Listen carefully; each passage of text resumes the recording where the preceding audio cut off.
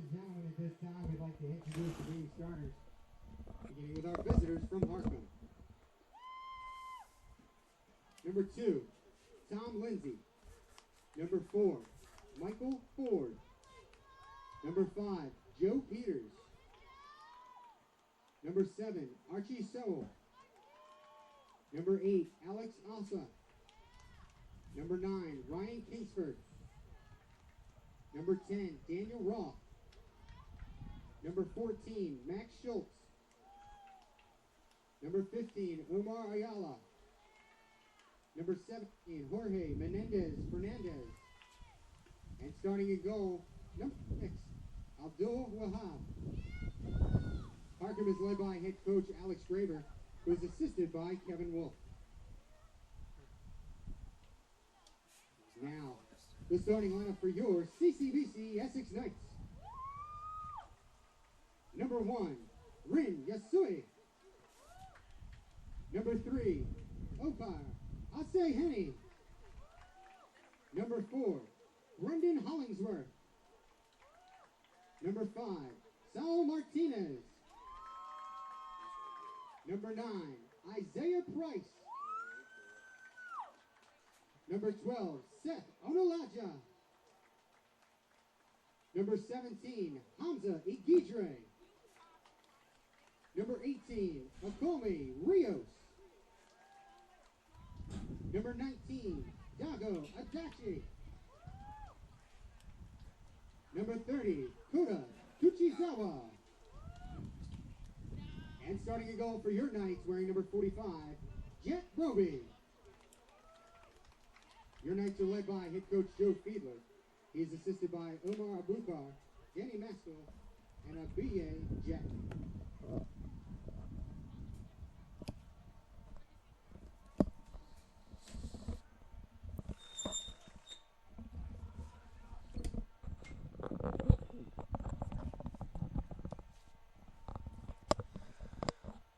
All right, ladies and gentlemen, welcome back to the castle here at CCBC Essex. Aaron Thomas in the broadcast booth here once again. But today, for this fourth and final game, I've got a partner with me.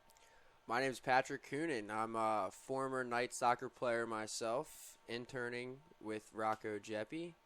And if I have to give a guess about this game, I think that the Knights are going to come out with a lot of fire underneath of them after that loss they took yesterday. So I'm expecting a high-quality, fast-paced game from the Knights.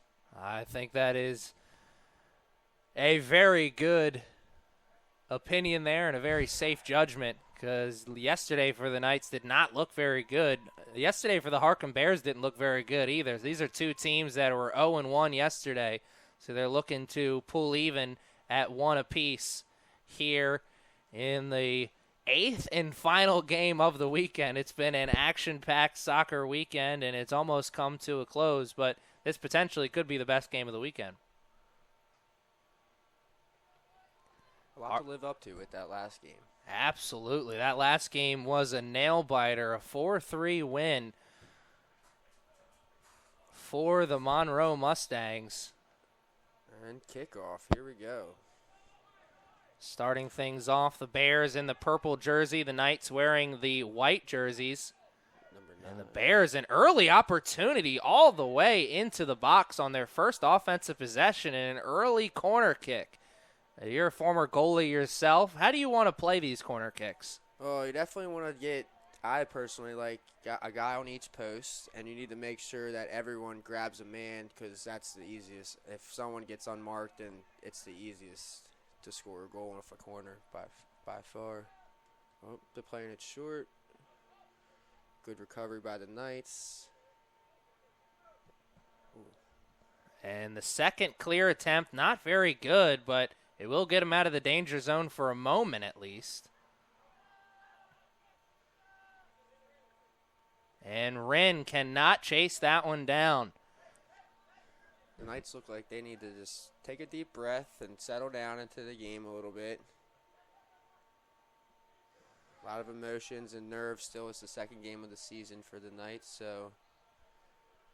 Yeah, do you find after coming off of a game like a loss like they had yesterday, you find maybe sometimes your team comes out or a team comes out and maybe has a little bit too much mojo, they're a little bit too overexcited to make sure that they can get yesterday out of their mind? Yeah, I definitely think that is big coming in. They're coming in hot, ready just to run, just want to get back at it after that loss they took yesterday. But hopefully they can take a breath and settle down into the game and connect some passes and create a few opportunities here.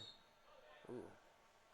I think the Knights will find a way to do that. I think the question is, will they find a way to do that at an even score, or will the Bears find a way to get out to an early lead here in this one? The Bears were a very physical team yesterday, so the Knights are going to have their work cut out for them. But you know just about as well as anyone, Coach Fiedler-led team usually has a really solid defense, so that defense is going to be up for the challenge for the Knights here today. Yeah, Coach Fiedler definitely insists on a solid defense. Saw Coach Fiedler on that far sideline already barking out some orders there. He wasn't happy with somebody's position on that free kick. Roby's position was perfect, though. Yeah, very quick, good distribution after he caught the ball. Here we got opportunity coming from number 9 on Harcum. Number 9, that is Ryan Kingsford. Had a good opportunity there. And Knights defense strong.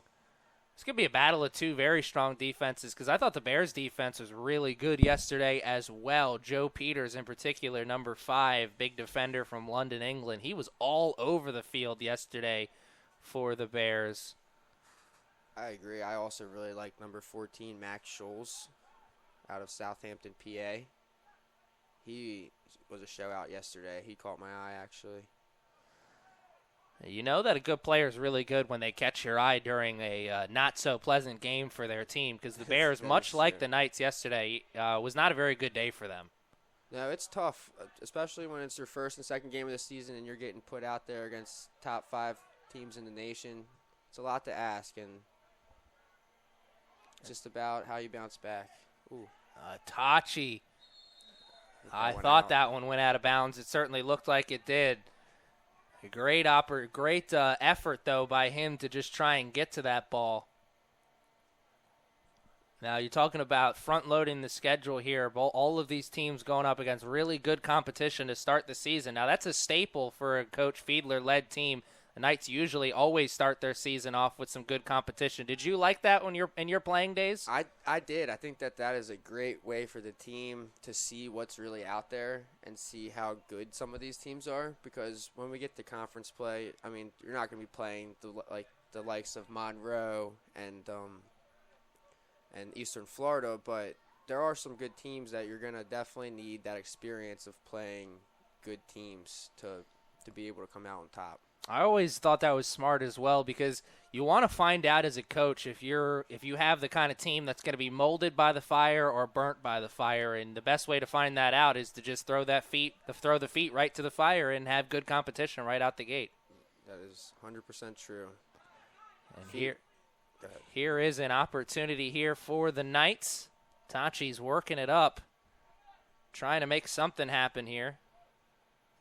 That's a Dachi, excuse me. The Knight that caught my eye the other day was number 5, Saul Martinez, out of Riverdale. He went, oh, wow, and the first goal of the season for the Knights, and I think it's fitting that number 9, Isaiah Price, has it, because he's somebody that they're looking, that Coach Fiedler and the coaching staff, they're looking for that young man to have a very good and productive scoring season this year. What you were saying about Saul Martinez. Yeah, he really caught my eye the other day, and I actually heard another coach of another team talking about him, saying that if he keeps all of his academics in line, then they could see him going D1. But I think there's a lot of Knights that have a lot of potential. Yeah, it's a freshman-heavy team that, as it always is at this level, you're going to have a lot of turnover every year. There's certainly a lot of talent on this team. I spoke with Coach Fiedler earlier this week, and he was talking about all the players that he thinks are capable of having great seasons. Roby, one of them, with a tremendous save there. Great save by the keeper. I've always heard those low shots like that. Those are tougher shots to save, right? Yeah, it's tough to hold, too, and he held that one great. Those are the rebounds, and if you've been watching previous games in these past couple weekends, you would know that a lot of rebound goals are sources of goals. Yeah, I was going to say it's a great point. Not only did he catch that, but he held on to it. We saw in the last game, I believe, 3 of the 4 goals scored for Monroe in that game came off rebound shots. That's when having a good keeper comes in handy. It looks like we got a good one with Jack. Yeah, Roby had a really good game yesterday, made a couple tremendous saves. That game easily could have been a lot uglier if it wasn't for him in between the pipes. Good step there by the Knights defense, pushing up the field. They're going to work the ball back towards the keeper.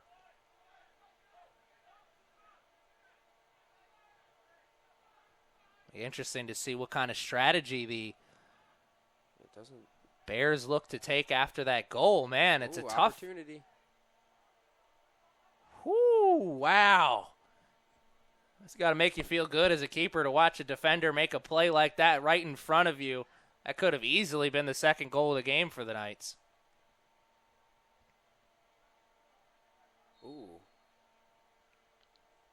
Some physical play there. Lindsay was all around it. No surprise. Tom Lindsay, that is a big defender from Kent, England. I said after the game, he kind of reminded me of Wayne Rooney. He doesn't play offense, but he looks angry, and he looks like he's ready to get physical. Yes, he does. I don't know if I was out there. I don't think I'd go into a 50-50 ball against him. No, not if you wanted to keep that leg. Good play there by the Bears to get that ball into their offensive zone with possession.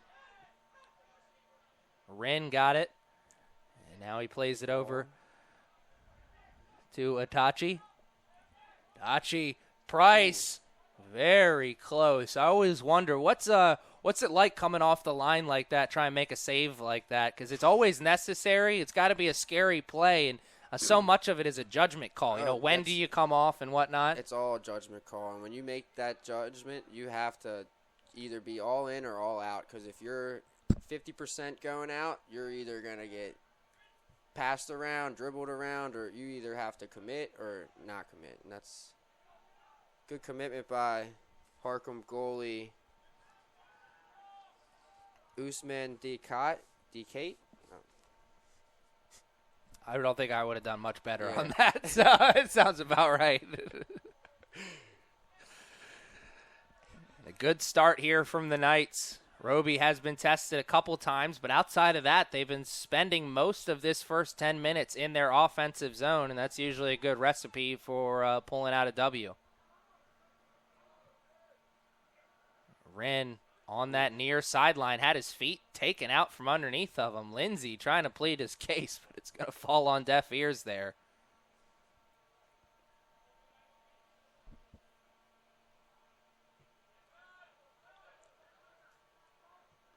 Another player who really impressed me the other day in Essex's game was the right back. What is his name? Hamza Aguidre. Hamza Aguidre. He is a great back, I think. He's an all-around right back. Gets up the field, gets involved in attacking play, and is a great defender. Yeah, we were talking about him before the game. He is the second Aguidre to come here and play for Coach Fiedler. It's got to be some kind of advantage having his brother being a former teammate here, or a former player here with the Knights, now an assistant with the women's team. He knows his brother's able to let him know what Coach Fiedler wants, and that's got to be an advantage. And like you said, he was a very solid player yesterday in their game, and is a young freshman as well, so I'm sure he's only going to be getting better. Actually, he's a sophomore, excuse me. He was on this team last year. Must not have got a lot of playing time because I don't remember saying his name much last year. No disrespect. Good ball through by Oh! Great ball through by Rin to Adachi. Yeah, it was a great play. The Japanese connection there, almost coming through for their first goal and assist. 3 Japanese players that the Knights have as freshmen on this team. They got a lot of playing time. They're both in the starting line. All 3 of them were in the starting lineup yesterday. But Rin and Adachi I think they'd have, if you ask them, I think they would not be so happy with their performances yesterday. Now, number 30, Kota Ishawa, he had a solid game there on the defensive line. Here's Lindsay going to take the throw in for the Bears. Bears got to find a way to create some offense with some consistency, and that was very close to it. The through ball found its way through, but it rolled all the way through towards the goalie. He was able to safely pick it up. About 33 minutes left in this first half. Knights out to an early 1-0 lead. Yeah, I think it looks good from the Knights so far. I think they have to be happy with how they've played so far, and just got to look for that next breakthrough on the offensive front.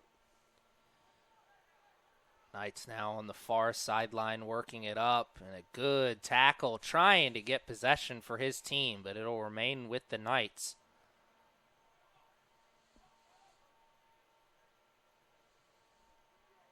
Coach Fiedler trying to go 2-0 here. His women's team got a win earlier today and a nail-biter overtime win. Sure he'd like this game to be maybe not as close as that one. No, I think we'll take an easy win on this late Sunday afternoon. If I must say, that'd be in everyone's greatest hopes. I think we got a ball coming through. I think Jack Roby's gonna scoop that one up. Quick distribution out to his left back. You want to get that quick distribution going so you can keep the momentum going for the offense, correct? Of course, yeah, and the best way to do it is you get the ball from your left side, you quickly look to your right side and look for that quick pass out to usually your fullback.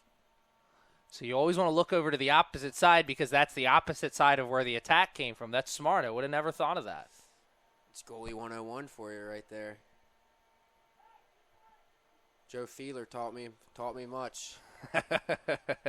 Sure he taught you a lot about soccer and a little bit about life as well in your 2 years here at CCBC. He did. He's a great man, Joe Fiedler.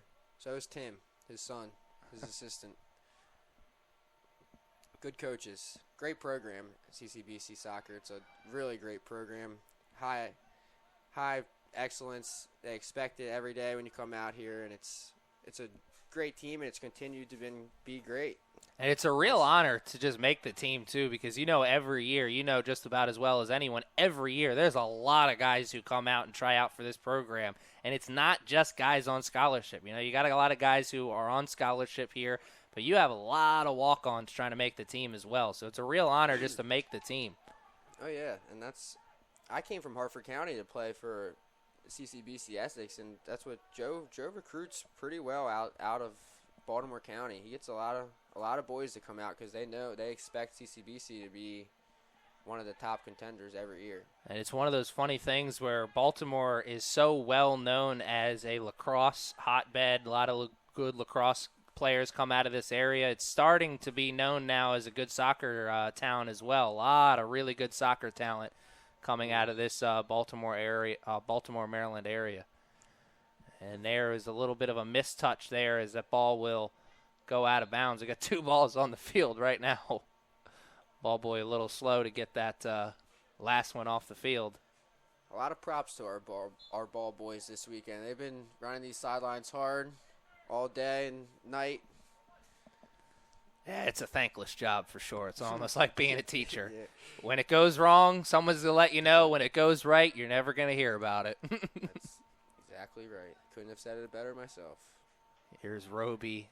Opportunity on the goal kick. 30 minutes left here in this first half. I know you saw yesterday, I believe it was in the women's game. Maybe it was in the first men's game between Monroe. We had a goal kick go wrong, and it led to a free, easy goal. Now, when you were a goalie, did you like to take those goal kicks yourself, or did you like to have one of your teammates go after it? It depended on the situation and on my defensive's legs. If they could kick the ball way past half field and I could get it around midfield, then I'd sometimes let them take it. But Jack tell yesterday, Jack has a great leg, and he can definitely hit the ball where it needs to be.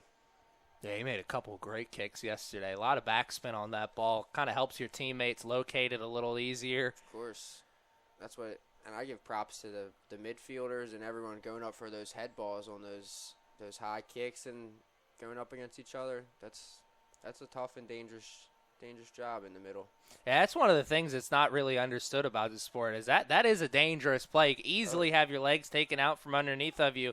And also, it's a lot like catching a punt in football. You know, it looks real easy on TV, but then you realize, wow, that ball's pretty hard. Yeah. And it's coming at you pretty fast. Yeah, when you're getting the punt, you don't have other people trying to catch it. But that's what here you have people heads on heads, and some good footwork there by Jack. Quickly get rid of it. That looked like a foul to me, but dangerous like play. Shot. And that's wide of the net.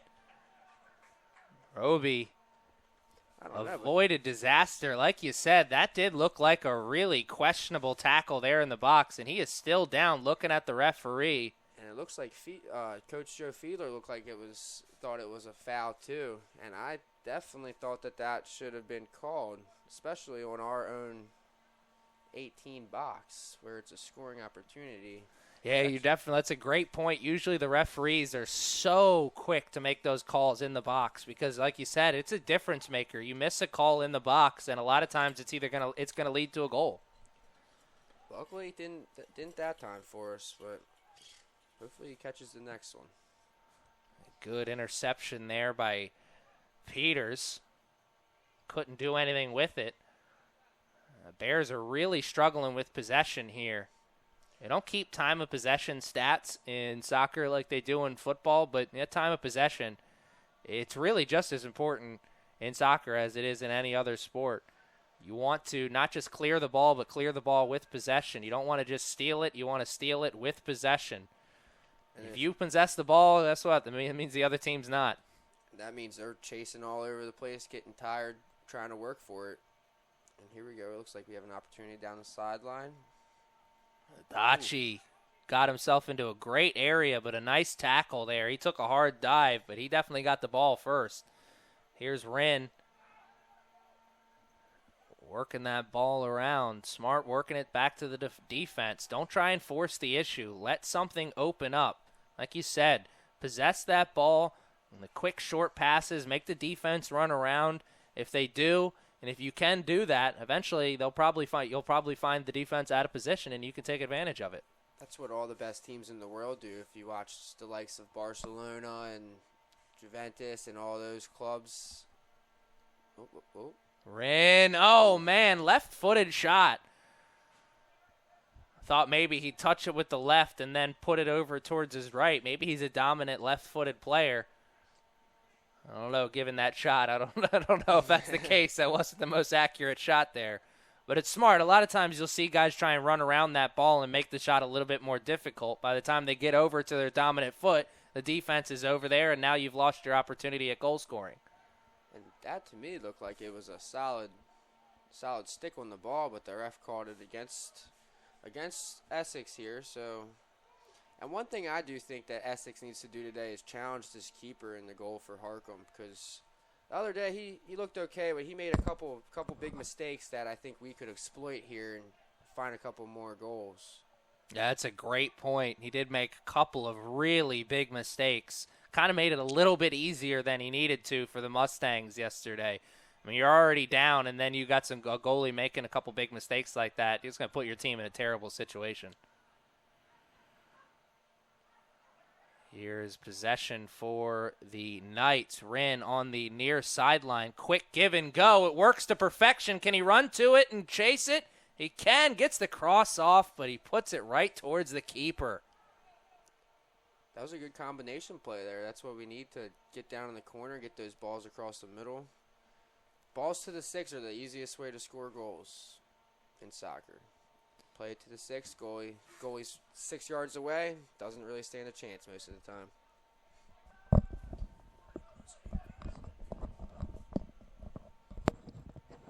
And here's a ball played towards the near sideline. Great opportunity here. Played it more towards the middle. There's a Guidre. And that's a smart play by that young man, especially if they can clear it out of the danger zone, and they do. He doesn't just try and go for the big kick and clear it out. He got possession of it and made sure that his team was going to have the ball. Now, it didn't amount to much since they eventually did turn it over, but solid play by a gentleman we were talking about a few minutes ago. Yeah, he continues to impress me. That was a really awkward ball he just handled greatly, I think. Yeah, those low balls there, when it's right in between the chest and the stomach area, it's a tough ball to play. A lot of guys will want to play that ball with the foot. So it looks like we have a Harcum free kick coming in from about the 20-yard line, I think it's going to be. And these, as a goalie, are some of the scariest moments because these are when you don't really know if it's going to be coming at you or if you're going to have to come out and take a body hit because there's a lot of things that happen when these balls in like this. So let's see what happens. Not the best ball in, but he's getting that back out wide. Ball in from 7. Oh, wow. Played it off the chest and going to give a corner kick to the Bears. Like you said, that first kick on the set piece was not very good. Second go around was solid, though. Set up the corner kick. Looks like we also have a man down on the field. Looks to be number 15 for the Bears, Amara Ayala. And we're going to take a short break while the training staff comes out onto the field.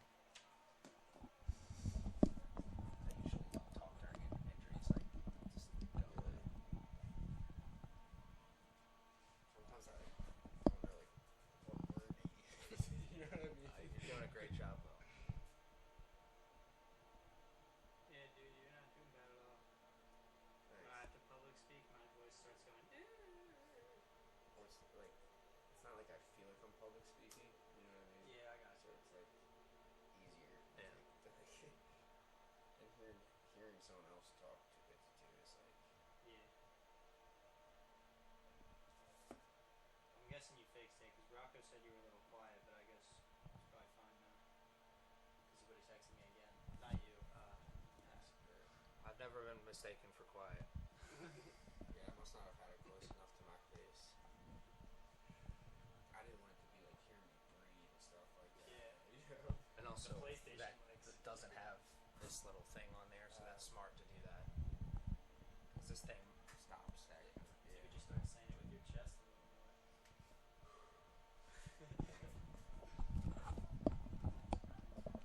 All right, the injured player was able to leave off the field under his own power, so I think we'll be able to see him again. It'd be big if we didn't because he was part of the starting lineup here for this Bears squad, and the Bears don't have nearly as much players on the bench unit as the Knights do. And that's big, and that's a huge thing when you've already played one game this weekend, and it's pretty hot out. It's around 80 degrees, and it's a 90-minute game, so subs are important. Especially high-quality subs.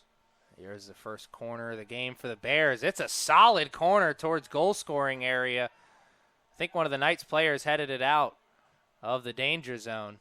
Ball coming back in, collected by Jack Roby. He's quick off his line. I like that. Yeah, he's not afraid to take a risk, that's for sure. He made a couple good saves that way as well yesterday. They're talking about the bench unit here for the Knights and how important it is to have those quality subs off the bench. We actually have a couple players here in the starting lineup who were not in the starting lineup yesterday, at least one of them that stands out, and that is number 4, Brendan Hollingsworth. He was not in the starting lineup yesterday. Did get some playing time, and that's an offsides call. Ref was quick to throw that one out. Wilfred Tierney was initially on the backside of that defender. Pretty obvious offsides call.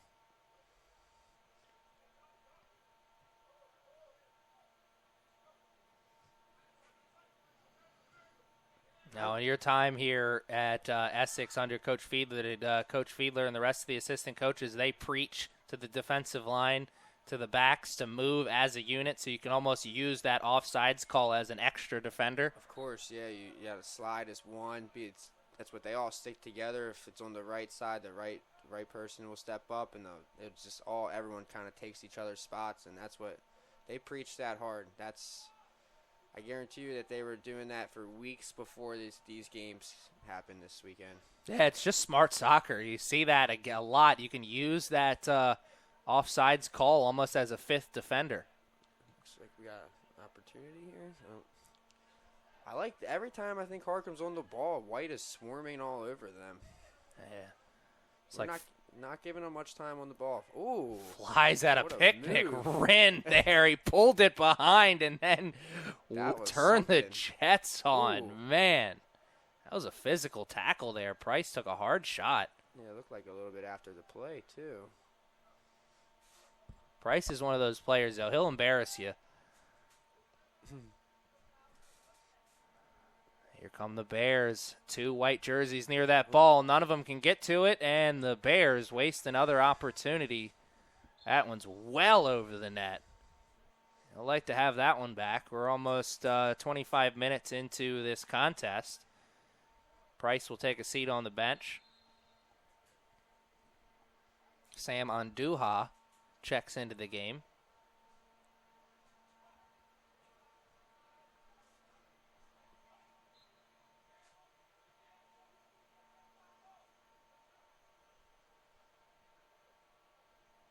And we really were fortunate this weekend to have such great weather, I think, because it wasn't too hot and it wasn't too cold, and it was a perfect amount of breeze and sunny, and we lucked out for sure this weekend. Yeah, for sure, especially given what the weather was like on Friday, a lot of rain. I was getting a little worried that boys and girls were going to have to play through the rain, but Mother Nature was nice to us here this weekend.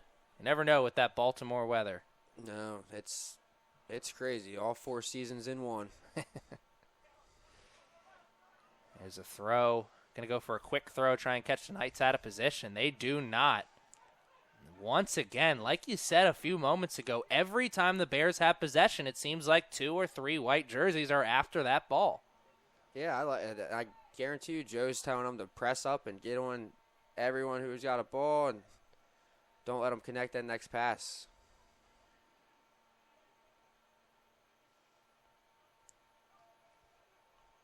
Yeah, it's not like lacrosse where you have, defensive midfield specialists, really. The entire midfield unit needs to be able to play defense and needs to be able to guard the ball. And we've seen that here so far. Done a great job. A lot of turnovers in that midfield area. And that happens when you got a strong midfield defensive unit.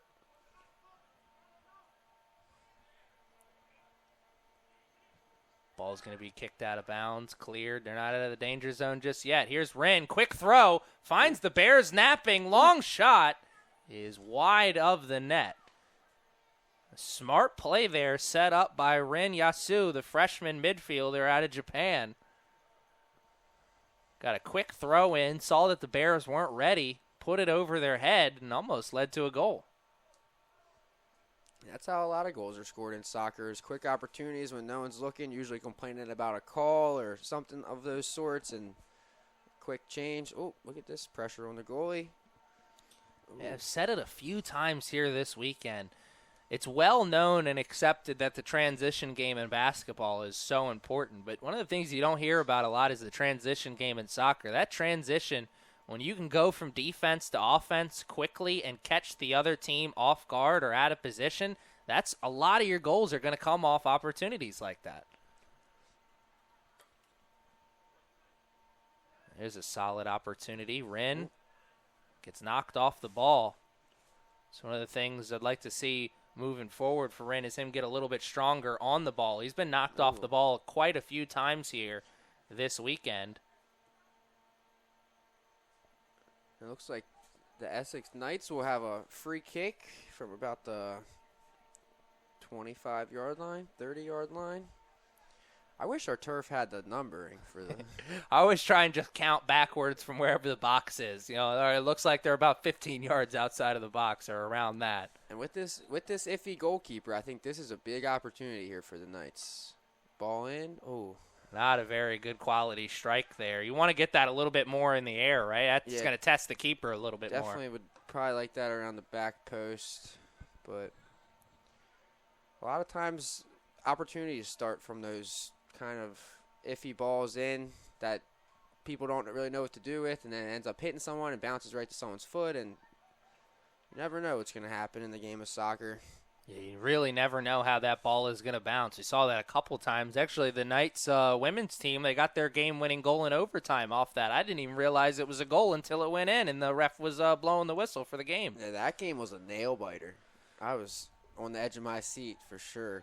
Yeah, it was such a tremendous change of pace, too, since we had 5 blowouts to start the weekend. And finally, we have in our 6th game, a quality game. It was a nice change of pace. And I think we're going to have another really good game here, though. The Knights could be on the verge of maybe starting to break this one open, as they've spent a lot of time in their offensive zone, and they're going to spend a little bit more time in that offensive zone after the kick. We're approaching 15 minutes left to play here in this first half, which means we've almost played a full 30, still 1-0. Here we are. We have Harcum moving up the field into the offensive side.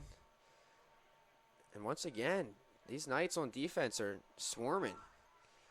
I'm not really sure what the call was on that one. It looks like Vrin's laughing about it too, kind of. Maybe he got away with one. Yeah, wasn't too sure about that one. But, hey, we'll take any calls we get, right? Yeah.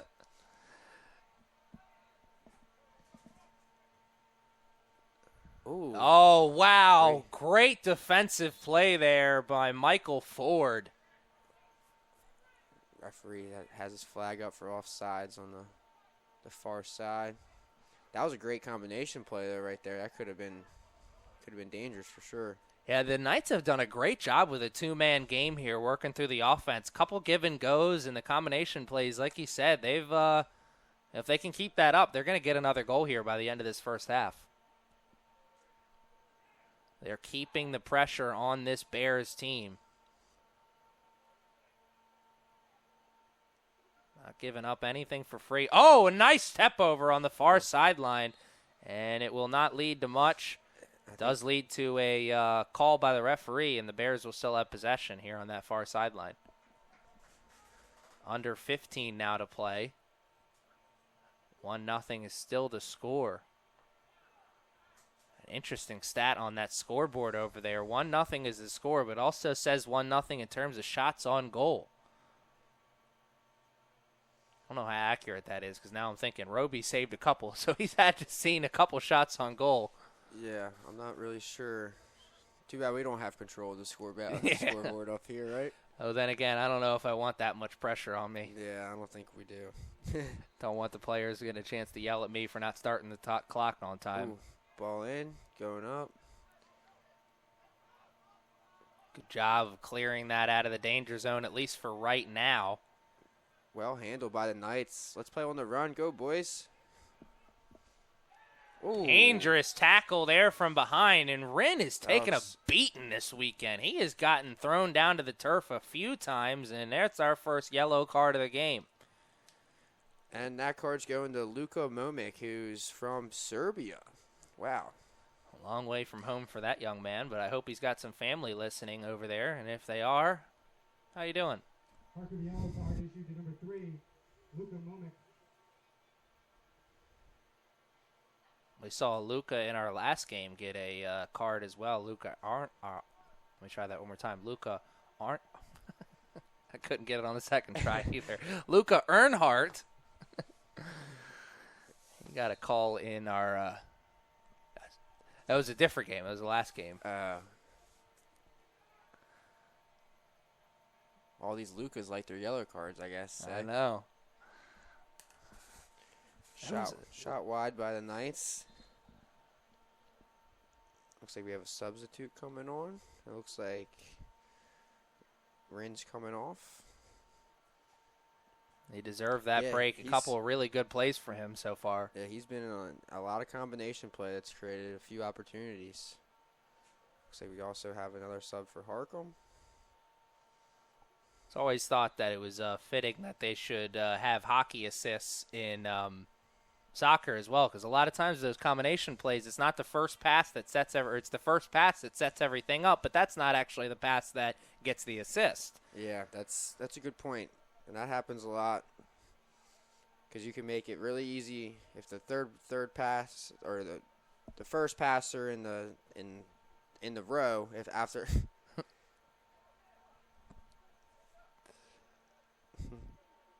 And here come the Knights working it around on the defense. This is a tough spot to be in, and that'll go off of the Knights. He had 2 purple jerseys in front of him, so he was in a tough situation there, Seth Onolaji.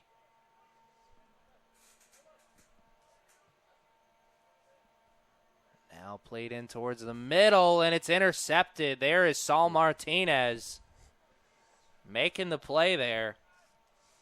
Had a bad touch afterwards that ended up going down as a turnover, and then a foul committed there.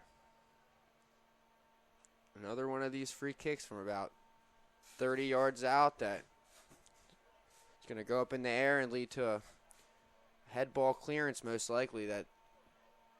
So let's be ready on the defensive side.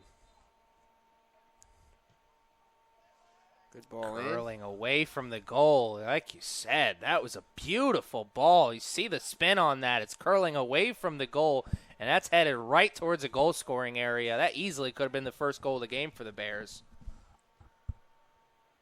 Here's another opportunity. Can he chase that down? He cannot. Line judge right on top of that one. Looks like he got stuck in the net, too. Not a lot of give back on those nets. It's a trap.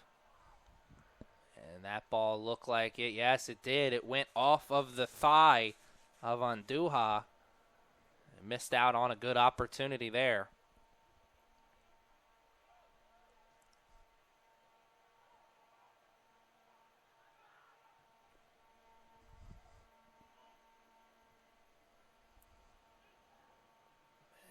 And that is in the air.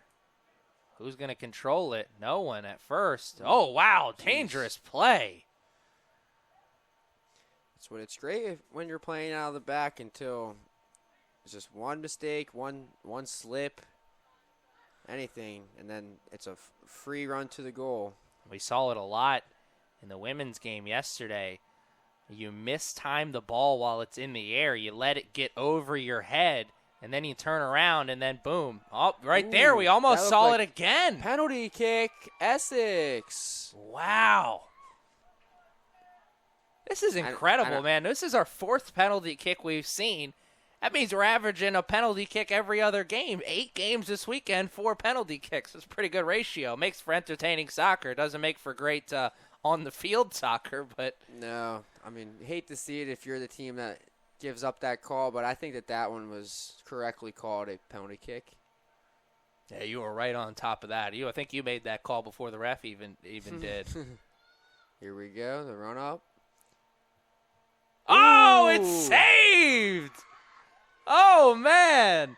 So that's our 4th penalty kick we've seen so far, and it's the first one that's been saved. And that's a momentum boost for Harcum there. Maybe that'll give them some life and ignite a fire underneath of them. You ever save a penalty kick in your day in between the pipes? Multiple times. More than I can count, actually. I actually liked them a lot. I thought they were fun because all the pressure's on the kicker. Oh, for sure. Yeah, because if you give one up, I mean, it's that's one of the toughest saves to make. But when you make one, you're a hero. It's expected to get scored on. So when you make the save, it's a great feeling for sure. And there is a Bears player that is down, and he is holding his ankle. It looks like 7 Archie Sewell, who's Scotland-born. And he's been a solid player here this afternoon as well. He's going to get up, and it looks like he's going to stay in the game. Yeah, I think he'll run that one off in a couple minutes. Those plays where you collide on the ball like that is a tough play because there's no give on the ball, but there is a lot of give in your ankle, that's for sure. That's when strong legs comes in handy right there. Ooh.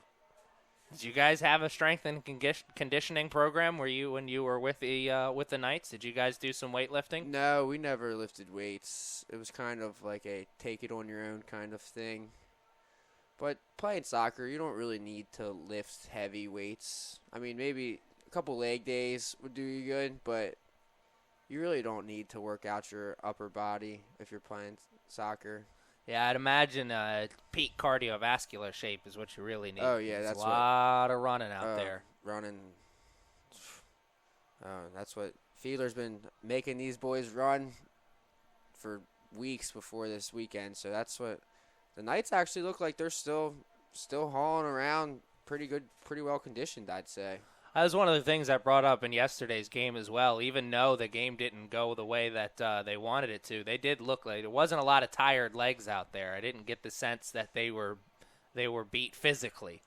Now, Fiedler likes to make sure that his teams are conditioned and can run with anybody. Because even in the game of soccer, you don't have to be as skilled as the other team, but if you can keep up and physically compete, then anyone can stay in any game, in my opinion.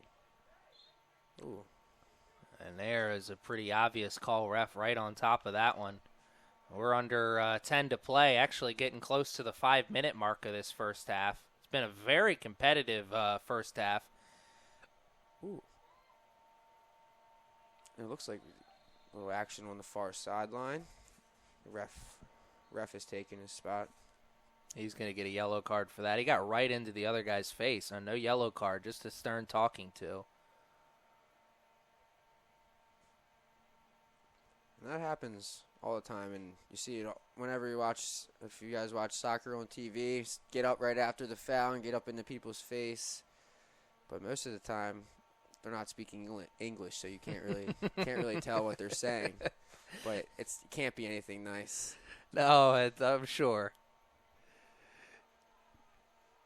I believe that. Corner kick for Essex. That's why you got to have a cool head. We've seen that happen in professional soccer. The famous Zinedine Zidane play. He was, he said numerous times that that headbutt came after somebody said something not very nice to him. Yeah, I also heard that it was something not very nice about his mother. So never offend a man's mother. And that one will go out of bounds. Knights will still have possession on that far sideline. This one is going to be a throw-in right in front of the Bears' sideline. Couple substitutions coming into the game for the Knights. Looks like 3 players coming out. Or possibly just 2. And it looks like 2. Adachi coming back into the game, as well as Isaiah Price, I think. The last 5 minutes, I'd love to see Essex get one more goal before half just to make it a little more cushion on their lead. Absolutely, and you'd like to see that too, not just for the cushion, but you take advantage of when you're dominating a team. Because I know the score only looks like 1-0, but if you've been with us here from the start, you know the Knights are dominating this game. They spent most of this 45 in their offensive zone, so you want to be able to take advantage of halves like that and not let a team hang around. Knights last year had a couple games. It was actually a 3-game stretch, I believe, where they lost a 2-goal lead at half and ended up losing the game 3 times in a row. It's not something Coach Fiedler wants this team to get into a habit of. No, and they do say that a 2-0 halftime lead at soccer is the most dangerous lead there is.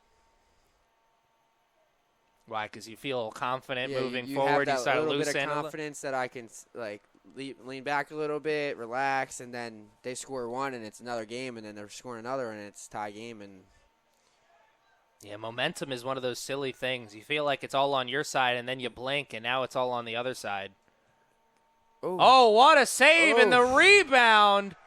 It will lead to a goal, so this thing's tied up at 1-1. Wow. Yeah, it looked like the ball in from Archie Sewell, who Jack Roby made the stop, and then it was finished by number 9, Ryan Kingsford. Yeah, it looks like. I couldn't see who. I know that Sewell was the one who got it off, but the fact that Kingsford's the one holding the ball, I'm pretty sure that's a telltale sign that he had the goal.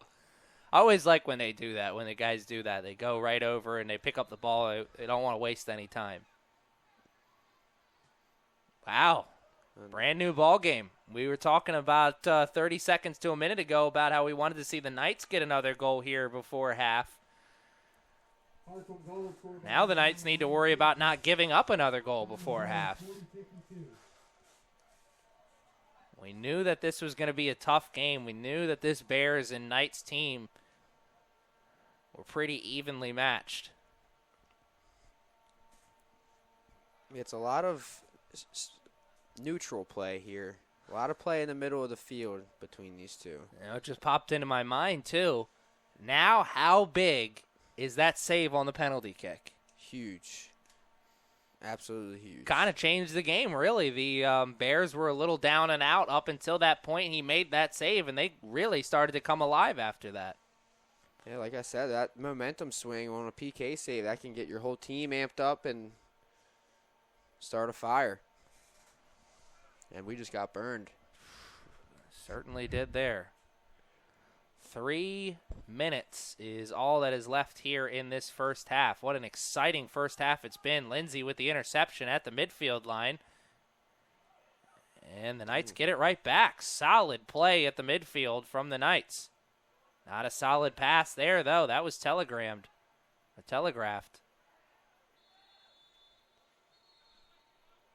And the X is thrown up. We're going to have a yellow card. Yellow card thrown out to a Harcum player. I'm not really sure what. He must have said something there because I didn't see him do anything. So I was thinking the same thing. I was thinking he must have said something, or maybe he had been warned about something earlier because I did not see Jorge Mendez Fernandez commit the foul there.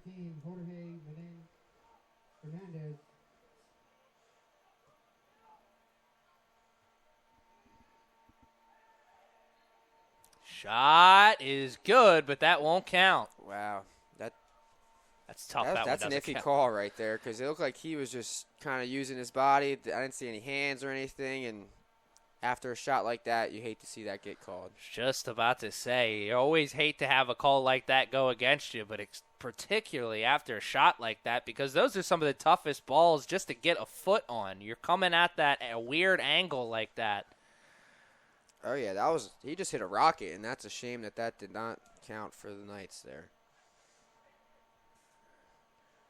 But that just shows we're still pushing, and we're still on the attacking front for sure. Yeah, it is. That's a great point that you bring up there. The Knights easily could have hung their heads after giving up that goal, but they're staying on top of things. And whoa, looks like some action on the far sideline. Another yellow card being shown. I think this time to a Knights player. Looks like Isaiah Price.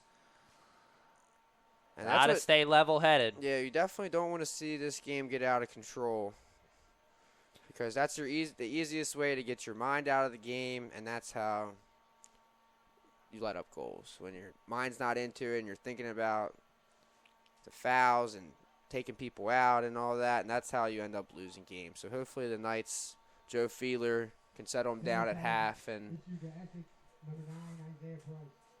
yeah, I'd like to be a fly on the wall for the halftime speech from Coach Fiedler. I'm sure it's going to be a good one. Wow, great job. That looked like it was pretty close to going out, but it looked like they kept playing. Saved that one from going out. Made something out of nothing there.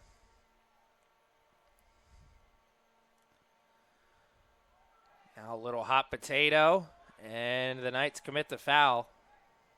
Bears will have this on a set piece about 6 or 7 yards in front of the midfield line. The clock is continuing to run. We're about to hit the 1 minute mark on this first half.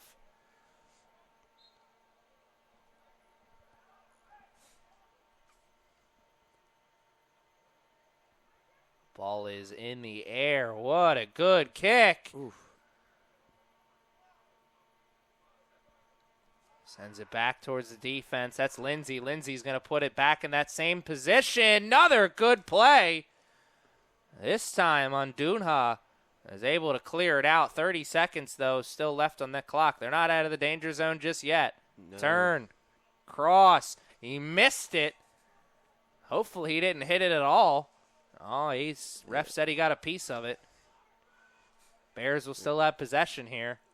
Lindsey directing traffic. 10 seconds left. It looks like a long throw is coming our way.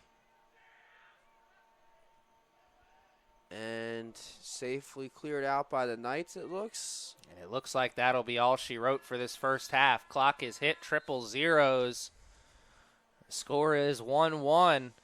We'll be back a little bit before the end of halftime to talk about what kind of second half adjustments we think the Knights and the Bears will be making. We'll be back after this short break.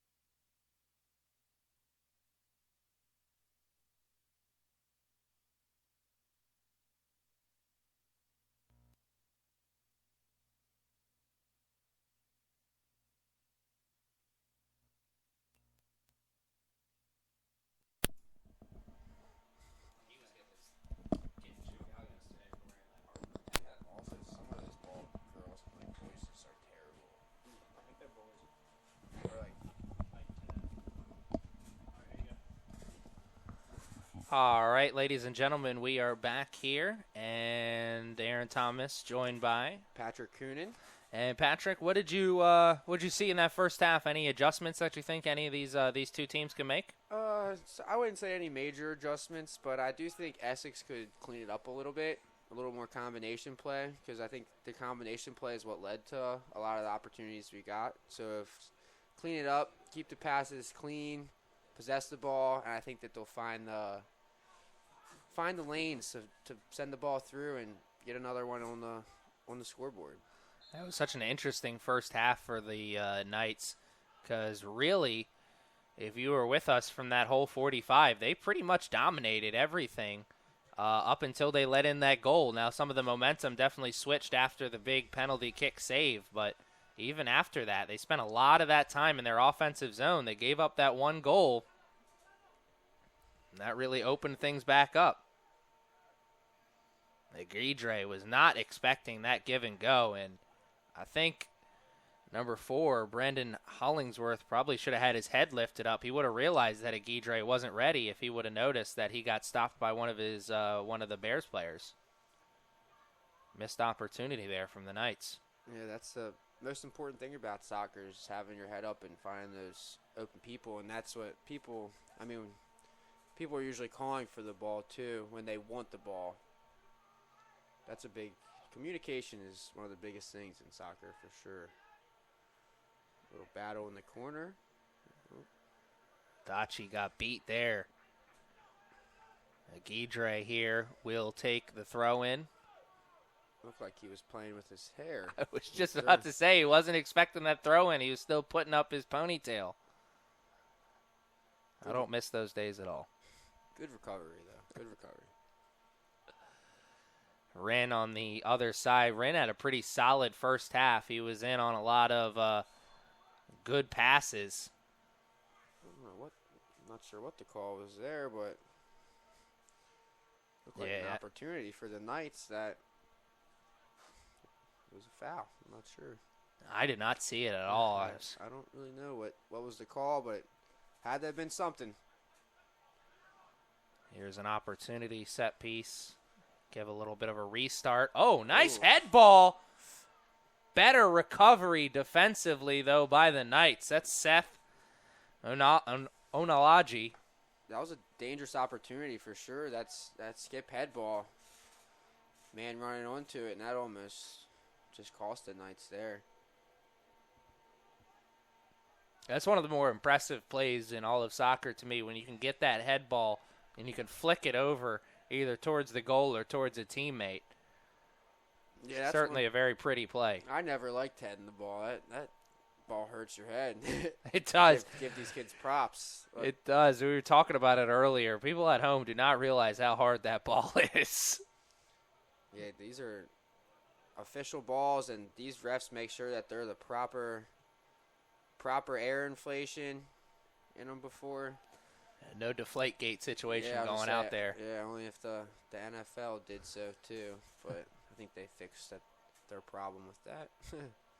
Ooh. Oh, man, it looked like he had two hands on the back there. Got away with one. Dangerous play. Great ball control there by Ford to be able to get away from those two white jerseys.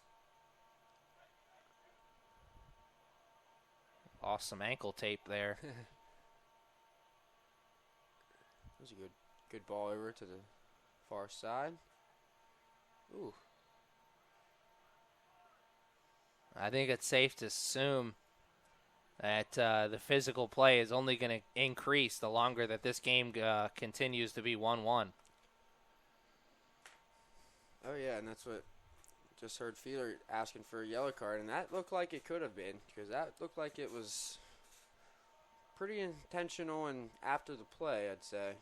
And it's one thing to have the feet get tangled up and just have two guys go down. It's another when one of those guys throws the guy down to the ground. Kind of seemed like that was happening there. Yeah, especially you see a lot of people coming in hot and then the player gets rid of the ball and it take him out. Looks like 17 hits it right to Jack Roby's hands. Another save for Jack on the day. I like that drop kick he's hitting too. That drop kick was best kick I think I've seen him hit. That was a solid kick. He put that over everybody's head. I think his teammates will be more ready for it next time. Oh yeah, if he can get that drop kick down, the drop kick from a goalie is a quick get out and a quick opportunity on a side that's all pushed up on the offensive side, and if he gets the ball and can let the horses loose a little bit. Ball played in. There's the tall Joe Peters. Once again, they're making the play. Don't have height listed for the Bears players, but you can tell just looking at Peters, number 5 out there, he's got to be standing at least 6'3", maybe even 6'4". He's a tall individual. Such a luxury to have a tall defender like that at the center back position, get a head on the ball in the box, but also can stick that big leg out. And yeah, it's a 5 foot pole off his body that he can block the ball with. Yeah, really. We saw him make a couple plays like that yesterday. And not a great effort there. Easy to nutmeg him, though. Yeah, it is. That is true. And also, another thing with those long legs, if he gets beat, it's that much easier for him to recover and come back because he's got those long strides. We saw that yesterday as well in the Bears game. Yeah, he's a all-around quality center back, I'd say. And here, center back for the Knights making a quality play. Martinez pushing up, forcing the issue. Here's Wren, gets around one defender. Lindsay trying to get back to him. Ondaatje cannot get to it, and he trips up by accident, I think. He was going after the ball. Shot, and just wide. Did he push that away? I think yes, he did. Good save by the keeper and a better play by Isaiah Price on that. It looked like he gave a little dummy to get that ball through to Ondaatje. Yeah, Ondaatje. Yeah, that was a really solid play. Isaiah Price, really, that's a great eye that you have there that you saw that. Price did kind of seem like he dummied the defender and lullabied him to sleep a little bit. Oh, no, here's a great opportunity for the Bears if they can get going. And they cannot. Martinez sniffs it out and shuts it out. Sends it back towards his keeper, and Roby's going to unleash that big leg. Good kick by Roby. Wasn't possessed by the Knights. Ooh, that was close to being a foul. Probably should have been. Yeah, I'd say so. Here's a play up to Price. Price gets a head on it. Price cannot turn and shoot. Corner kick? Does look like it. Sending it over to that far sideline. It's a great opportunity. Short kick. Oh, that was quick, and that's what we said. Those quick plays. Ooh. Tachi had his man turned around a couple times there. Couldn't do anything with it. Here comes Wren. Plays it in towards the middle, and that'll be another corner kick, I think. Not going to go for the short corner, I think, this time. They'll probably go for something a little bit more towards the middle of the box as they're going to be looking for that short corner. It looks like the Knights have Harcum on their toes in the beginning of the second half here. Almost 10 minutes into the second half. 10 minutes has gone by very quickly because it's been an exciting 10 minutes. Here's Martinez with another play, but he finds himself out of position now. And here comes Kingsford. And he can't do anything with it as it's a tremendous tackle on the sideline by the Knights. Any tackles near the sideline scare me with the track around, with players going in full speed and bodies collide, you never know. And that track's only about 2 yards away from the field. So. And there's a thin layer of concrete in between the turf and the beginning of the track. And the turf now it doesn't have a lot of give, but it's certainly got a little bit more give than the track and the concrete. That it does. Oh, nice move by Rio, spinning around, but Ondaatje and Hollingsworth weren't expecting that play, so nobody could do anything with it.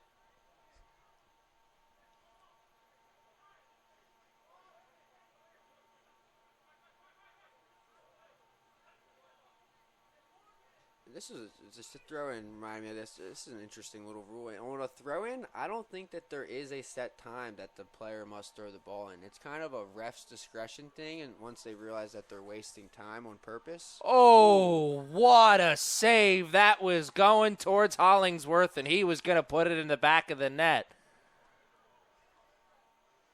That is 3 absolutely tremendous saves here by the goalkeeper for the Bears. Big leg, too. Big punt. Smart play there. Heading it back to the goalie. And this is not an insult against Roby at all, as he's had a tremendous game as well. But if you told me before the game that the Bears were going to have the goalie who's making the tremendous saves, I wouldn't have believed you. Now, after watching yesterday, I probably wouldn't either. But, hey, maybe he just had a bad day yesterday because he's definitely looks improved today.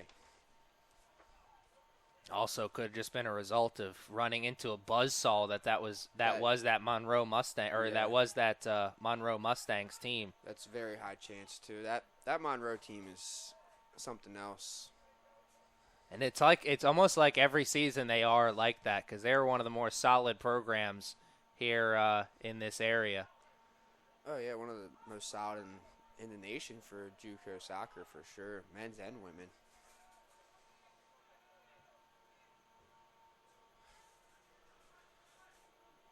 The women for the Mustangs put up 24 total goals here this weekend, 15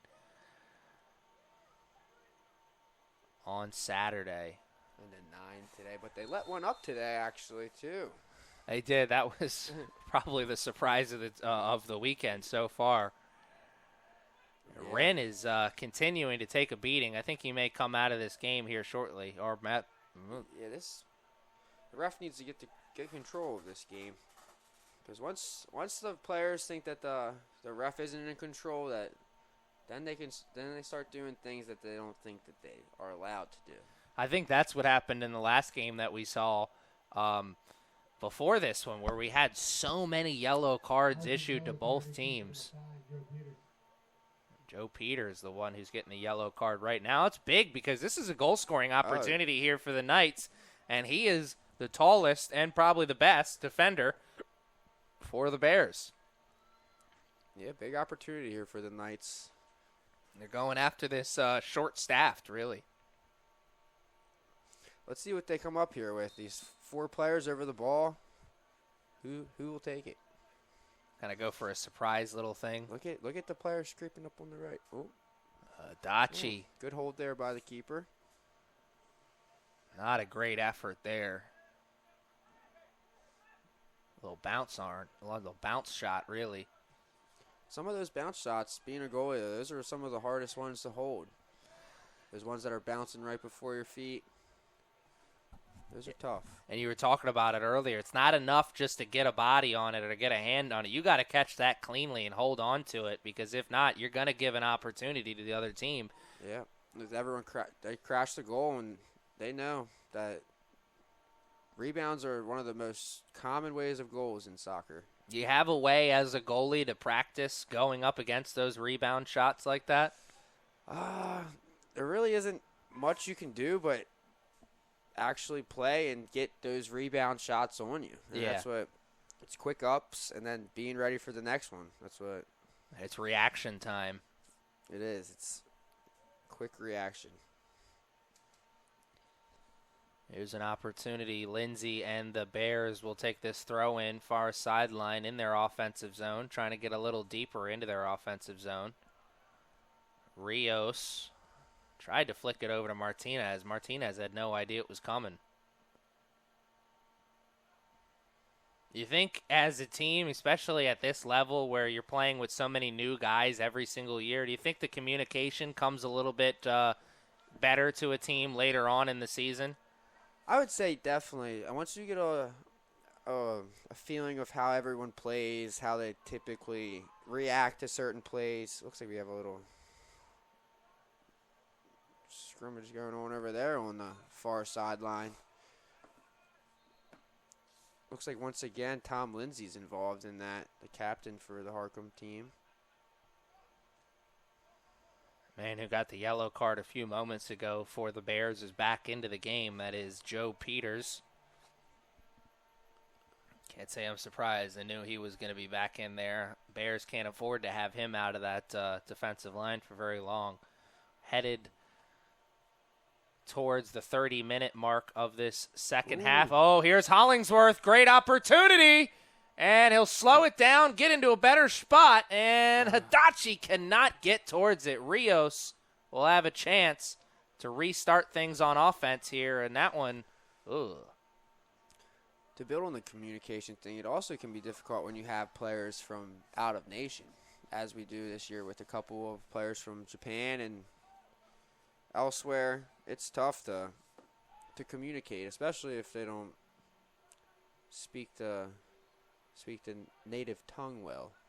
And it's going to be interesting. I'm sure we'll hear a couple more interviews on the Kingdom podcast from Coach Fiedler, and I'm interested to hear how he reacts and what he has to say about how they are picking up the offense and picking up the game plans and whatnot, because that's a great point that you bring up. Not only do they have a couple international players, but they have 3 players from Japan who are in the starting lineup here this season. Yeah, and that's what it's not like it's Spanish where you can kind of get the same gist of English and Spanish, but Japanese is a whole different universe in the language scale, I'd say. No, absolutely. I mean, in most public schools and private schools, Spanish is taught, so usually you're going to have some kind of, you can communicate a little bit, but you're right. No, it's a great point that you bring up. It is a completely different language. Looks like we have a man down. And looks to be Sewell. He was down earlier as well.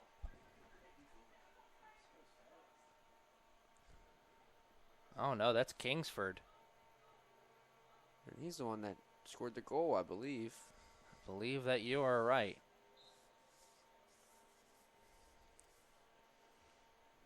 Agidre. Ooh. Has his pocket picked right there by the Bears player, and now here the Bears are on the attack. Not for long, though. Nice play there by Seth Onalaja. And I really like both of the fullbacks for CCBC, and that's what fullbacks are some of your most important positions, because if you have fullbacks that can push up the field and play in the possession with your center mids, that makes a world of a difference moving up the field. Yeah, it is a massive luxury for any coach when you can have those fullbacks that you can trust to do a little bit of everything. Now under 30 minutes to play. We're still tied at 1-1, and this has been somewhat of a sloppy second half. Neither team has been able to kind of find their footing so far. Yeah, I agree. It hasn't been as clean as I would like to see from CCBC, because I think that's how they would be able to convert on another opportunity, is clean it up a little bit.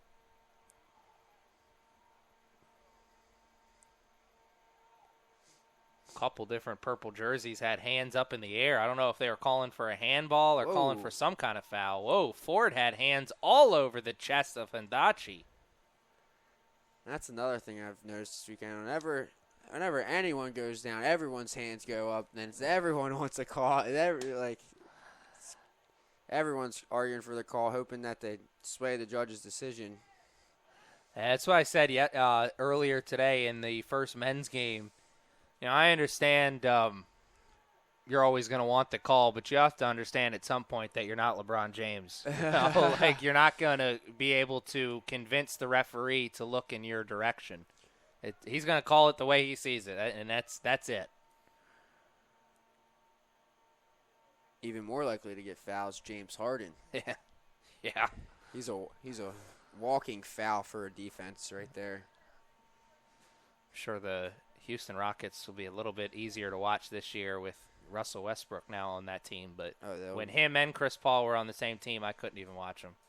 Both those guys getting all the calls and complaining to the refs still. I'm not a big fan of Chris Paul, but I do think Russell Westbrook and James Harden will be a great combination.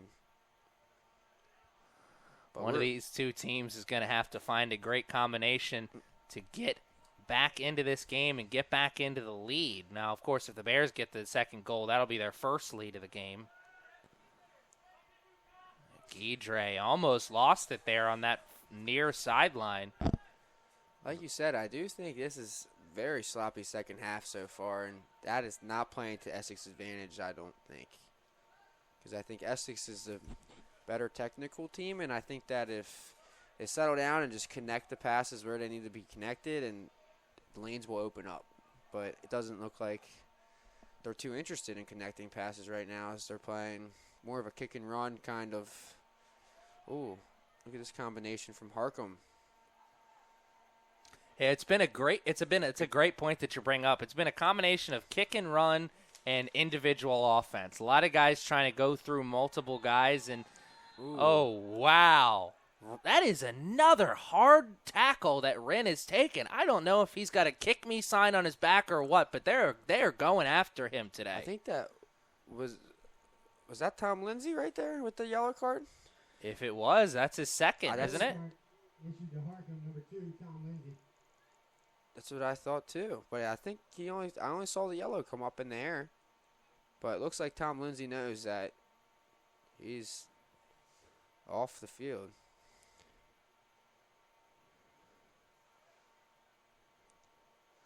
Let's see if he comes back in. I thought that was his second yellow, but I might be mistaken. Maybe he got one yesterday. I think he did. I thought the yellow came yesterday. Okay. But I thought the yellow cards carried over into the next game. I'm not sure if they do in college, but I know they do in the pros. I guess that's But- only for the pros. Yeah, then. I'm not sure, but I definitely thought that Tom Lindsay just saw his last action for the day on that play. He looks to be checking back in at the next whistle, though. So obviously the yellow card does not carry over into the next day. But he's got to be careful. Now he's 2 games in a row with a yellow card. He's got to play more under control, or he's going to get a second here today. And if you're Essex, you're. Oh, Ooh! what a play by Isaiah Price! He can't do it all himself. That was set up beautifully by the pass by Rin Yashu. What a finish on the head ball. Wow, was that just me, or did it look like he kind of turned his body in the air to get a better angle at that? He definitely did something that did not look comfortable, but he made it go in the back of the net. So He did something that neither you or I could do, that's for No, sure. That was a that- tremendous play by the sophomore. that was a great finish. Isaiah Price, one of the better players on the team last year. He's a sophomore out of Bowie, Maryland. My old stomping ground. And Essex goal, scored by number 9, Isaiah Price. hopefully that will His second of the match. get the Knights rolling a little bit here. Yeah, that's a great point. That should get some of the momentum back out onto their side. And I think it's really encouraging. Not only did they get the 2 goals here in this game, but Isaiah Price gets the 2 goals because he was held in check yesterday. Didn't say his name really at all. Yeah, and that's definitely the quality of team he was facing yesterday. When they know that you're one of the top players on the team, that team will definitely focus on shutting you down. But here we go, corner kick from the far side coming in. Quality corner there. That was going towards goal scoring area. It may still go towards goal scoring area because the Bears have possession here. A lot of balls in the air. In your time with the Knights and with Coach Fiedler, did you guys game plan for certain teams? Did you guys know, like, hey, number 9 on this team coming up, that's their quality player. We need to work to stop them. When we were playing out-of-state teams, it's a little harder to know who the guy is. But when we're playing conference play, Joe typically has a good knowing of who are the players that you need to watch out for, the defensive schemes they cook up, and he's well informed. He usually probably goes and watches all the teams in the conference, I'd say. Yeah, anyone who's had any kind of conversation about this team with Coach Fiedler, they know, right after the conversation, this is a dedicated man who takes this very seriously. So it wouldn't surprise me at all to find out that he goes and watches all those games.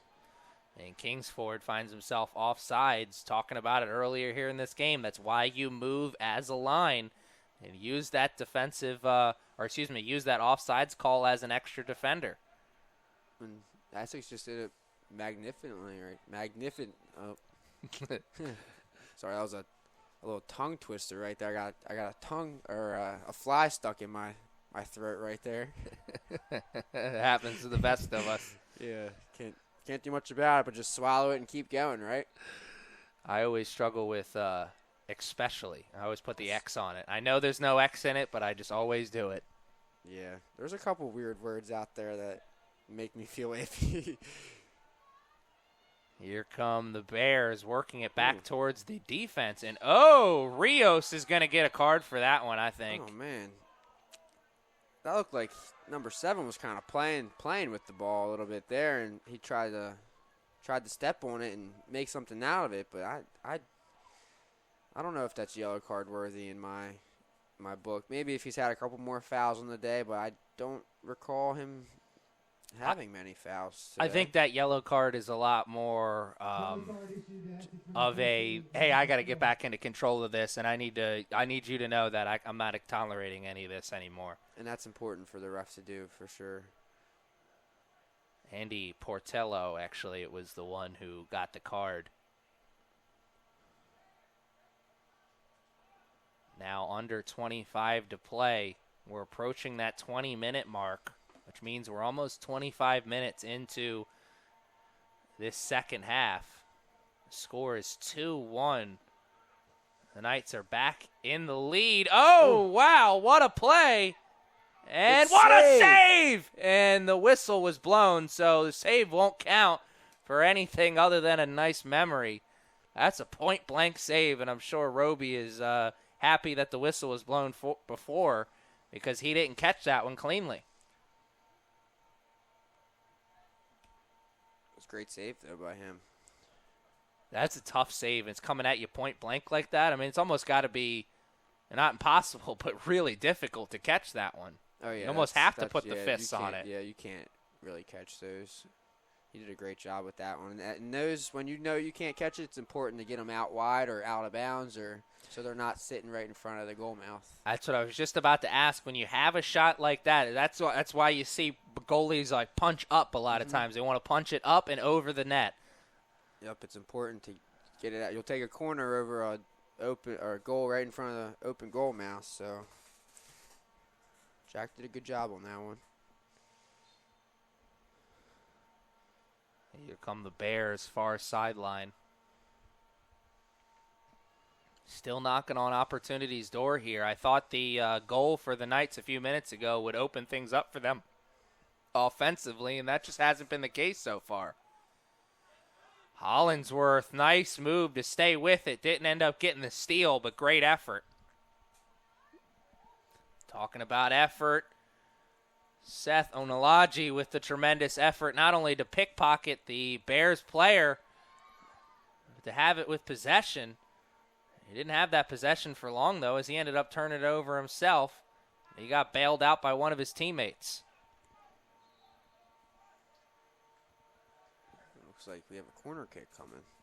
A little confusion. The sideline ref was pointing towards the goal kick at first, and then the head referee said, no, that's a corner kick.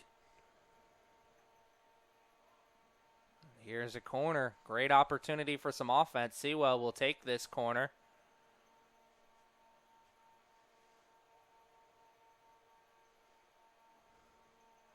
Guarantee they're aiming for. Oh, yep. Ooh. Wow. That's quality right there. That was a close opportunity right there for the Harcum Bears. And you called it, too. They were certainly aiming for big number 5, Joe Peters. And he did the right thing, heading it right back into the midst of the 6-yard box, and thankfully nothing came of it from a Knights fan perspective.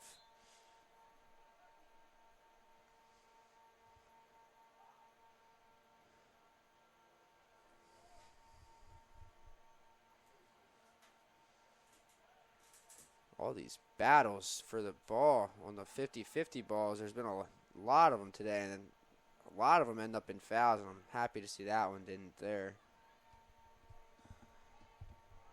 Gonna use the body as a shield. Kingsford wants a foul. That's a tough call there for the ref because Yeah, the obstruction call is a really tough one. Isaiah Price flicking it up in front of him. He's not going to be able to run and get to that one. They're not going to give him a free opportunity like that at his third goal. They know that he's beaten them twice already. Here comes Wren. He had the assist on the last goal. A beauty. Portillo. No good. Under 20 minutes now to play. 2-1 is still the score. How much longer will it be the score? That's the question.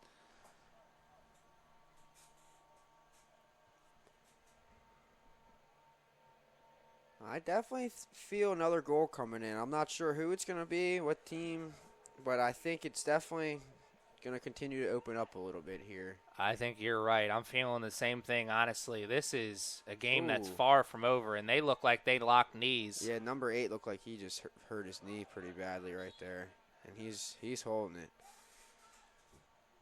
That was not pretty. It wasn't a lot of contact, too. He went down almost immediately. So we are going to take a break as the trainer is going to head onto the field. We hope that young man is okay. Looks like he's... Those soccer tackles, you never know if someone's seriously hurt or not, or if they're just trying to get themselves a call.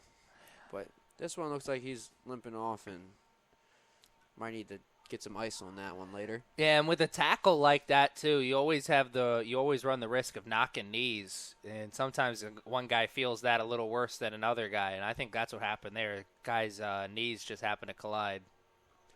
Hopefully that's all it is. Hopefully there's nothing more on that injury.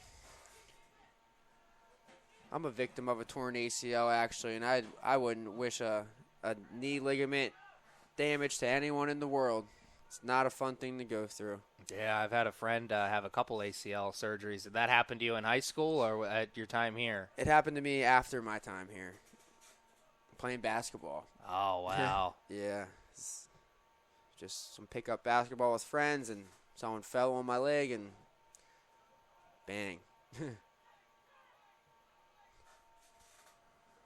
Not a fun thing. Played back with the chest to Guidre. Smart play by Tierney. Tierney's another sophomore that I think is going to be a big player for this team. Ooh. Oh, he played around with it in the box too much. He needed to hit that one quicker. You know what? That was some of the best play I think I've seen in this game. That was the best play I've seen in this game so far. That combination right there was something else. Too bad we did not add another tally on the score sheet with that. Much as Tierney needed to put a body or put a foot on that ball almost immediately, I think his teammates got to help him out a little bit and let him know that, hey, there's somebody on your backside. That's where the communication is so key, because he may not have known that somebody was coming at him like a bullet. That's what. You know, it's a lot easier to hear those footsteps on the court. On the turf, you may not hear them. There's a play on the far sideline. We're approaching 15 minutes to play. And the Bears will send it away. Here they come. They've got space. And now they don't have possession of the ball. Long passes not working there for the Bears today. Ooh, nice little trickery from Tierney. And a flick. Oh, he should have gave that right back. Tierney does give it up to Wren. Wren is able to get around one man, and he gives it up to Tierney. Oh, wow. Man, That's he had two men in the middle that wanted that ball, and he hit it right to the goalie, but it was on his left side. I don't think he's a left foot dominant player. I was just about to say, that is such a tough play to be able to make the cross from there, because not only do you need to place it accurately, you need to put enough air under that shot that it gets over the keeper's hands. That's a tough play there. A little shoulder tackle. That will go against Seth Onolaji. Both players are down, feeling the effects. And that's what, after a long, hot weekend like this, 2 games in a row, bodies are hurting for sure, especially after a long preseason running and working out every day. Bodies are going to be sore, and it looks like we have that here. And it's not just 2 games as well. You say they played 2 games in a row, but they played 2 very quality opponents that are going to play a physical brand of soccer. So I think you're absolutely right. Bodies probably are hurting right now, and Seth Onalaji is up. Harcum player is still down, so we're going to take a quick break as the trainers are out onto the field. How do I leave the camera during the break? Kind of keep it away from the kids' staff. Yeah, that's all I would do, but I don't think that's one of Rocco's rules. I think you're fine with whatever you do. I just push it a little bit away so they don't see him. But... Oh man, this guy.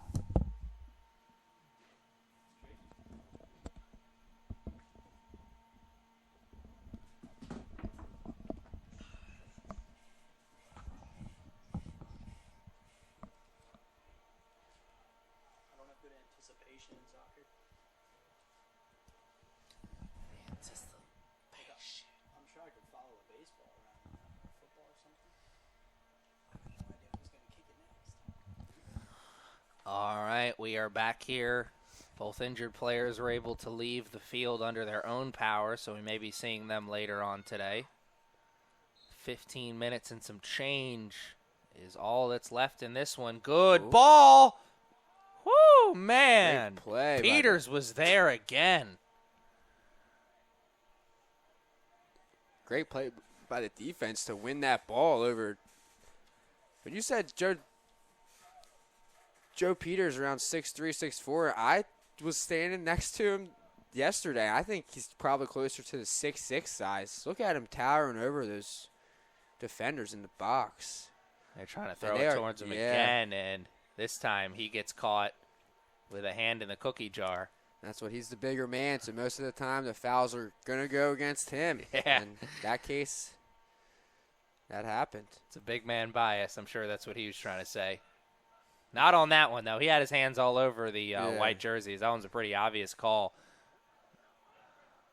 Here's a great opportunity. Ooh. Peters sends it away, though. He was the last line of defense there because Price was headed towards goal scoring.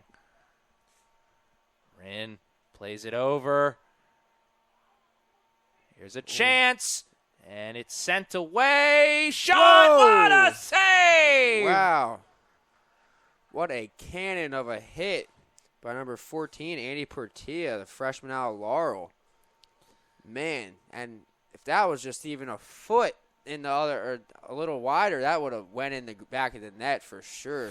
May have broken the back of the net. He had a lot of power behind those shots. Those bounce shots like that, they're difficult shots to get off and to time perfectly, but when you do time them perfectly, you get a lot of power behind those shots. Kind of like the drop kick you're talking about with the goalie. The one drop bouncers, and that's what it's all about, the timing. If you hit it on the right time, you can, yeah. That should be a yellow card. For sure. He didn't get any piece of the ball there. And that's the kind of tackles that you just can't have in the game because they're dangerous. You could easily really hurt somebody with a play like that. You're going right at the ankles. Yeah, that's where you start to see the frustration come out a little bit too. They haven't really been doing much this second half. They're down by a goal, and they kind of just think that start taking bodies out will help them, but really just hurts the team. Yeah, you got to play under control. Yellow card issued to Harcum, number 3, Luka Moment. Looks like we got a Jack Roby trying to play a little quick, and the ref's giving him a quick talking to over there. Yeah, that was funny. The ref looked up as he said, "Hey, why's everyone moving? I didn't blow the whistle yet." Hey, can't blame the man for trying to create a quick opportunity. No, I said it in the last game. Look, it's the old NASCAR saying, if you're not cheating, you're not trying. And, that's like some just basic stuff like that. It's not trying to get a harmful advantage. Price goes up, but Michael Ford, that was really close to being a handball. Wow. I didn't even see anyone argue for that either, I don't think. No one. It happened so quickly. Maybe the Knights players didn't realize. I think it certainly wasn't intentional. It just kind of bounced up and hit his arm. Wasn't able to move it away in time. Oh, T&E will not let him nutmeg him. Oh, a little bit too much playing in the box. And it will not lead to a goal. Very close to being the third goal of the game there for the Knights. And I think if the Knights can get a third goal, it may be the nail in the coffin, as we're dangerously close to getting to that 10-minute mark. So time is not a friend of the Bears right now. And those last 10 minutes are definitely the most worrisome when you have that lead up by a goal. Everyone's on edge, making sure that they don't make a mistake, a simple slip, anything can create a quick opportunity, and then you're at a 0-0 draw again, 2-2. Remember, these are two teams that are coming off losses yesterday, so they both want to get the taste of defeat out of their mouth. Be huge to come out of here with a 1-1 record here. Definitely do not want to lose 2 this first weekend. Woo! Very close, wide of the net, and his teammate falls down in disgust as he wanted the cross there, and I can't blame him. That was the smarter play. No, that far post was wide open, and that looked like a pretty selfish play by the man taking the shot. But that's where the communication thing again. Once again, you gotta talk to each other and let each other know where you are. And communication and also field awareness. You want to have a better eye. That's why you hear so many coaches preach dribble with your head up. That way you know where your teammates are and you're not getting caught by surprise. And soccer coaches teach that from little up. Can remember that as long as I've been playing. Ready to come out there by Jack Roby, and a nice distribution out to the opposite side where he got the ball from. Opening it up a little bit. Hopefully the Knights can just settle down, possess the ball in this last 10 minutes, and take this win. But hey, another goal. We'd love to see that. Certainly make them sleep a little bit better. Isaiah Price, great goal scoring area for a teammate there. He tried to get a crossover to somebody on the other side. It looked like it was punched away by the keeper. Wren dribbling on the 18. Oh, coming in. Ooh. Oh, Wren almost did it himself. I think there was 3 defenders that he got around there. Wow. There's some quick footwork there by Wren, and a nice shot there, which I think the goalie saved and made it hit the post. So I think he did as well. I think it went off maybe his chest or midsection area. We've got to give this goalie a lot of props. He's kept these Bears in this game. So you got to give a lot of props to Wren as well. He has been a tough guy here for this Knights team this weekend. He's taken a lot of big hits, but he's also made a lot of quality plays as well. He's taken the hits, and he's kept coming like an old school boxer.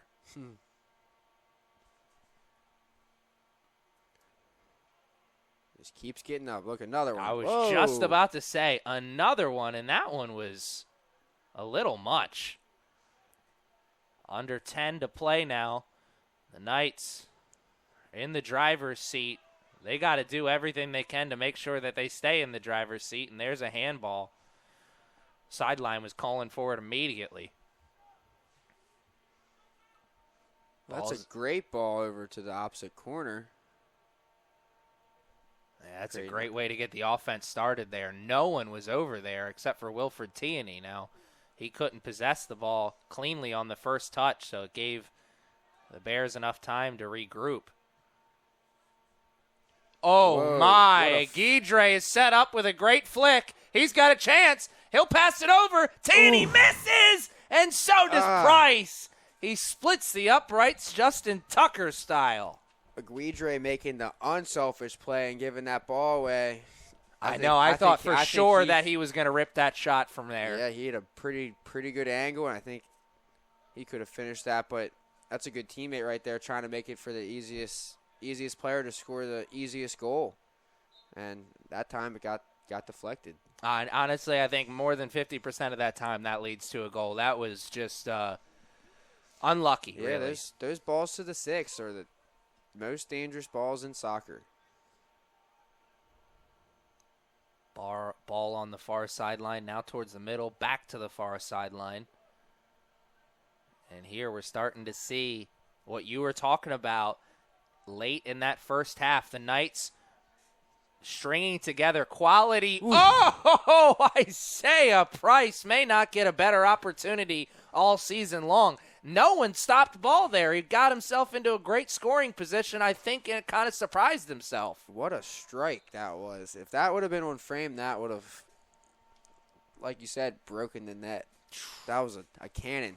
But you saw there, once again, another quality offensive opportunity set up by good short passes. Instead of running up and kicking it or trying to beat 3 or 4 guys, the Knights are stringing together quality passes, and it's leading to good offense.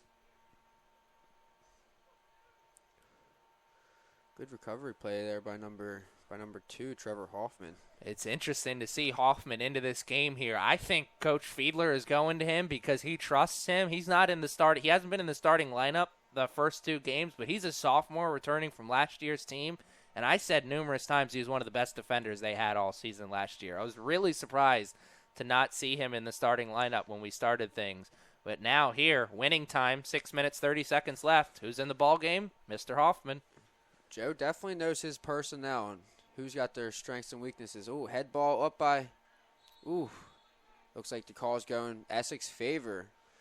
Anytime that Joe Peters goes up for a head ball, you have to hold your breath because he towers above everyone. And it's not just the fact that he towers above everyone. I'm sure you've noticed this as well. He's got great timing. Oh yeah, he's a great header of the ball for sure. Seems like every time he goes up, he's not only getting ahead on the ball, but he's getting ahead on the ball at the perfect time and high-pointing that ball where no one else can get it. He's a solid player here for this Harcum Bears team. And here's a substitution. Wilfred Tini will take a seat on the bench. Brendan Hollingsworth, will check in. I'll find out by the end of the season, but I'm fairly certain I played soccer with that young man's older brother. Bubby. Bubby? Yeah. Nice. That's what we called him. He was a lot better than me. A lot. Was he better than his brother? I'm not sure yet. We haven't been able to see enough from Brendan to say that, but he was, if that is him, he was a very solid player back in the day in high school.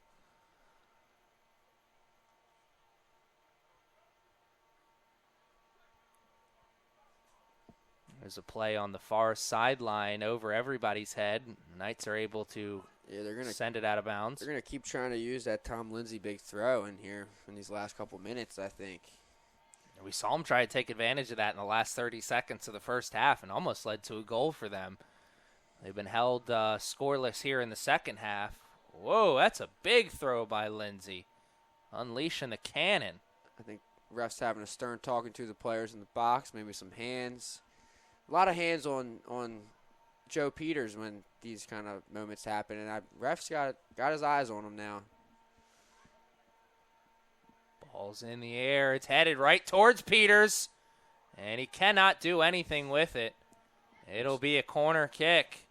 This is a tremendous opportunity. 2-1 game under 5 minutes to play. This is the game.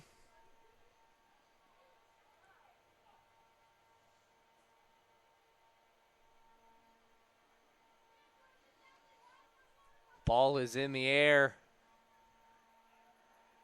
It's going towards Ford. 2 head balls in a row, one by the Bears and one by the Knights. And the Knights are able to clear it out of the danger zone. And in moments like this, when you have less than 5 left, everyone's pushing up the field on moments like that, and those quick breaks on the opposite end are the way to score that last goal you need to close the coffin. That's why I was a little surprised when Adachi gave up that ball. I thought he was going to try and carry it as far as he could because, like you said, there's no one back on that other side. That's an excellent opportunity for some transition offense. Portillo clears it out. That was Hindachi. I was like, wait a minute, I get my players mixed up? Still in the early part of this season, still learning everybody's names. That's what everyone needs to let me have a slide for this game. I'm still learning all the players' names, and they're not the most typical names around, but I'm working with what I got. They're not going to see a lot of Seth Smiths out there. We're going to take a quick break as player is down. Sewell is down again. Or no, he's back up. Looks to try and tough it out. Oh, he's going to come out of the game. Oh, man. Yeah, and he's not coming out on the proper side either, so he must be hurting if he's walking off on the opposite side. Looks like he wasn't grabbing at his shin. And he wasn't moving his leg, one of his legs at all. You hate to see that. You hate to see a player go down in the last couple minutes of a game. Things are going to restart here. Guidre played it in, and it's controlled now by Martinez, and Martinez smartly is going to switch the field, but not with a quality strike there. Wren bailed him out. Wren, not a smart play, trying to flick it back, and here come the Bears. Bears cannot make anything happen there. Man, they were gifted a free possession, and they couldn't do anything with it. Ball played on that far sideline. Bears have it again. Bears knocking on opportunity's door. Can they knock it down? Oh, nice play by Hollingsworth. Setting up Hindachi. Hindachi plays it back to Wren with the heel. Wren towards the middle. Hollingsworth's there. Turns and shoots and splits the uprights. And that won't count for anything here this afternoon. We have 1:45 left on the clock. Hopefully the Knights can hold this 2-1 lead and get out of here with a 1-1 record on the weekend. Little update on Sewell. He's walking back to the bench. He just refused a ride in the cart. So obviously, you know, he's in some pain, but not enough pain that he doesn't feel that he can't walk it off. And hey, I would take a ride in that cart if I wasn't even hurt. Yeah. I was about to say that young man's a lot tougher than I am. He is from Scotland, so I think they make him a little differently over there. Oh, yes. The Scottish. 1 minute is all that separates these two teams. Oh, no. Bad turnover there in the defensive zone, giving a possession to the Knights. And what a head ball there by Peters. Peters may have just saved a goal because that was headed towards a goal-scoring area, and the Knights had a jersey over there. Now under a minute to play. Knights got to hold on. Got to do everything they can. Get the defense rolling. You know, big throws coming from Lindsay. Everybody's pushing up. Got 30 ticks left on the clock. This is going to be all she wrote here. Yeah, this is everyone. Goalie's coming up.